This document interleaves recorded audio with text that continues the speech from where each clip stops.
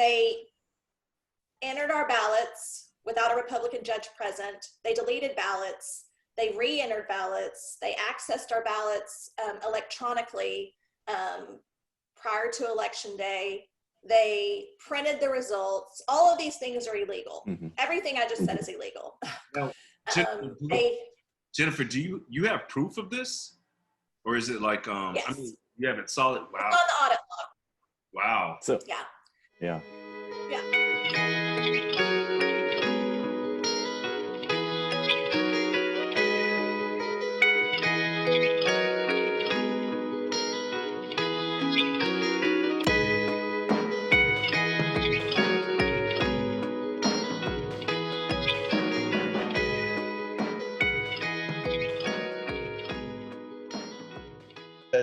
Where do you live in Austin? So I was living in Austin up until a little over a year ago. I'm living just north of Georgetown, Gerald, Texas. Mm-hmm. I actually live, I live kind of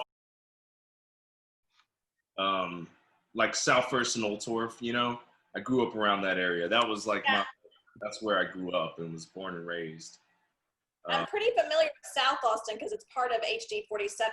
So I was down in South Austin a lot. Circle C, Onion Creek. Yeah. Shady Hollow. Yeah. I love Texas. I have 3 kids. So I have a 30-year-old and a 21-year-old, and then my youngest is a 15. So he's still here at home and doing school online, which I absolutely hate with awful heart. So anyway, we lived in Houston, and in 2012, I had lived in the same house for about 15 years, and my neighbor came over to me. I'm an attorney, and my neighbor came over to me, and she asked me to watch a sex ed curriculum that was going to be started in all the Sci-Fair schools in 2012. So there's 12 middle schools. So it was going to start in 12 middle schools. And so I don't know how I missed it. You know how you're like, I got saved in 1996, started teaching Bible study to middle school girls, and I just didn't know about sex ed. Like I didn't know the problems with sex ed in public schools. So anyway, she told me how to log on to the curriculum. So I watched the curriculum and I was horrified. In 2012, I was like, what in the world? This is so not appropriate. So I took it back to her and I said, you need to do something about this. And she's like, I know. And so long story short, the next day was Sunday, and the Lord said, no, you're going to do something about it. So he assigned that to me. And so for the next 8 years, I kind of camped on that issue.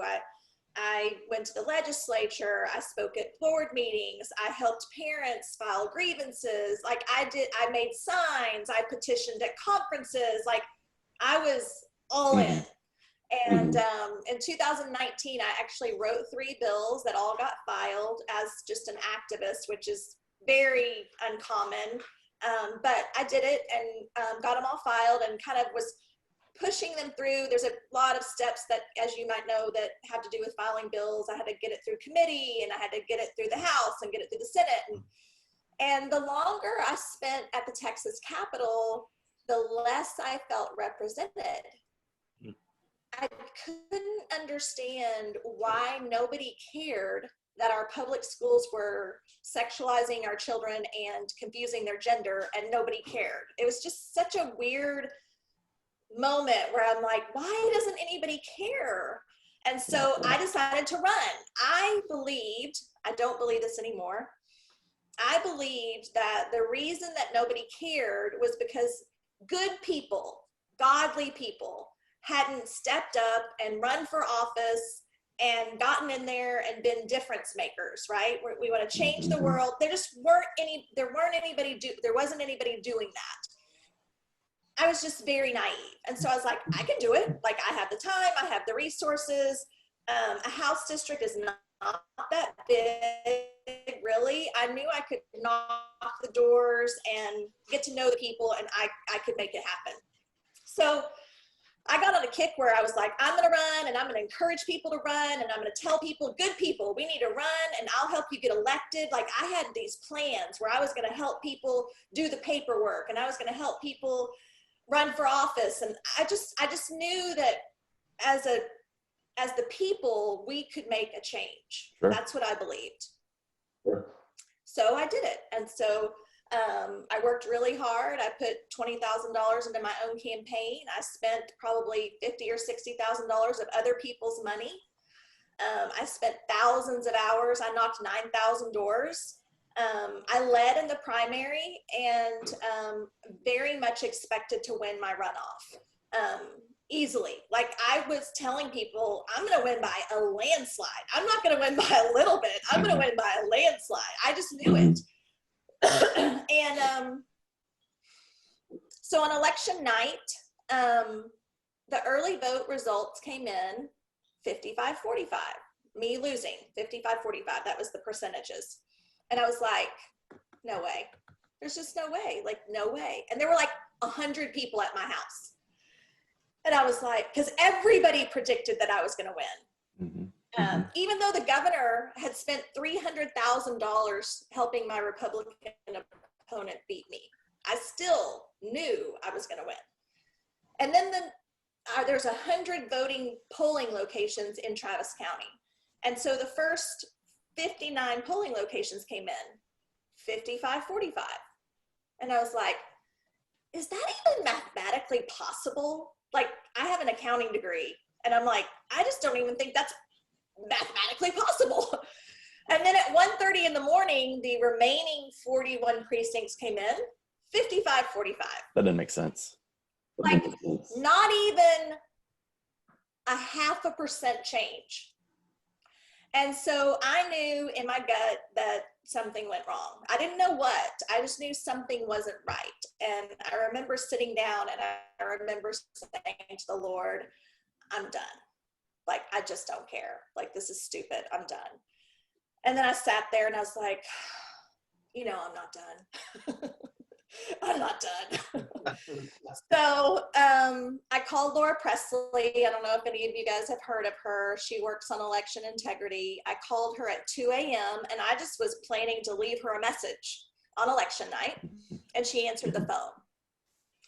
And she had people at the Travis County election office on election night, and they got the audit log, which was huge. And so she said, and I told her, I said, I think something's wrong with my election. I don't know what, but something's not right. And so she's like, okay, let's get busy. And she analyzed the data and looked at everything. And we got affidavits from all the poll watchers. And essentially, they entered our ballots without a Republican judge present. They deleted ballots. They re-entered ballots. They accessed our ballots electronically prior to election day. They printed the results. All of these things are illegal. Mm-hmm. Everything I just said is illegal. Now, Jennifer, do you have proof of this? Or is it like, yes. I mean, you have it solid? Wow. It's on the audit log. Wow. So, Yeah. So they quarantined our poll watchers, and because of COVID, so our poll watchers weren't allowed to watch any of the election process on election day. The ballots came in without seals. All the ballot sticks were entered into a laptop prior to being loaded onto the tabulation machines. At 10:30, they took our presiding judge on a tour. And when they took her on a tour, when she came back, they had deleted all of our election day ballots. They had created 4 new sticks, and they were re-entering everything. So wow. Jennifer, were these the judges or I'm sorry, the folks that were running the ballots there? Were they officials or elected officials? What was their? I mean, how did they become the folks that were taking care of these ballots? So the Travis County clerk, her name is Dana Debois. She's running the show essentially. Now, is she actually running the show? I don't know, but it appears in the building she's running the show. So she is elected. She's served as a Travis County clerk since 1987. And then she has a bunch of employees. And then also, interesting enough, the vendor of the election software is also present and participating in re-entering our ballots, deleting and re-entering our ballots.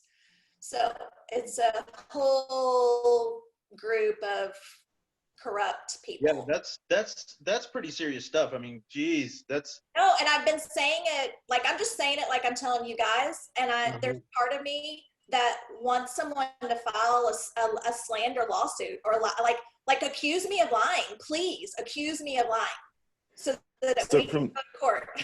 From the very, very beginning, you got a suspicion that things just weren't coming out correctly. When it was 45-55, 45-55, there was no changes. You probably started getting a feeling pretty early on that probably something was wrong. Yeah, I knew immediately something wasn't right. All of that backup, and then now I know. And so the problem is nobody cares. I mean, the voters care, you care, I care, but nobody who can actually affect change is addressing it. Do you still have an open lawsuit or investigation? Where is that sitting right now? So I filed an election contest. So what's interesting is I'm the only person who has standing to file a lawsuit. So if I don't file a lawsuit, which most candidates don't, most candidates care about their reputation, or they don't want to look like a sore loser, or like everybody tells you not to do it. Like Republicans, my friends, everybody is like, Jennifer, don't do it. Please don't do it. It's embarrassing. It embarrasses the party. Just let's move on. Let's support the guy that won. And so most candidates don't have the cojones to do what I'm doing. And so I filed a lawsuit. Monday it got dismissed by the trial court judge for mootness. So mootness is a technical doctrine. It's like, even if you're telling the truth, there's no time for another election. We can't give you relief. So we're just going to dismiss it. How often do you think this happens across all elections in the state? Is this? Yeah. Very common. So mootness is a doctrine that's used in election contests all the time to dismiss them, because there's lots of times that there's not time for another election before the next one, right? Mm-hmm. So I'm appealing it. So now we're in the appellate court.